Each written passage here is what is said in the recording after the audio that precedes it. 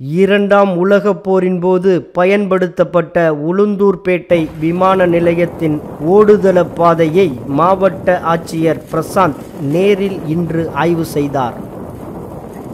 கள்ளக்குறிச்சி மாவட்டம் உளுந்தூர்பேட்டை அருகே உள்ள நகர் கிராமத்தில் இரண்டாம் உலகப் போரின் போது பயன்படுத்தப்பட்ட விமானத்தளம் சுமார் 50 ஆண்டுகளுக்கு மேலாக எந்தவித பயன்பாடும் இல்லாமல் பயன்பாடு இன்றி காணப்படுகிறது. இதனால் அருகில் உள்ள நகர், மன்னார்குடி, நைனாகுப்பம், மதியனூர், மாம்பாக்கம் உள்ளிட்ட 10க்கும் மேற்பட்ட கிராமங்களைச் சேர்ந்த விவசாயிகள் மற்றும் பொதுமக்கள் விமானத்தளத்தின் ஓடுபாதைகளை ஆக்கிரமிப்பு செய்து விவசாய பயிர் செய்து வந்ததோடு உலர்களமாகவும் பயன்படுத்தி வருகின்றனர். இரவு நேரங்களில் உளுந்தூர்பேட்டை விமான ஓடுதளம் சமூக விரோதிகளின் கூடாரமாகவும் மாறி வருகிறது.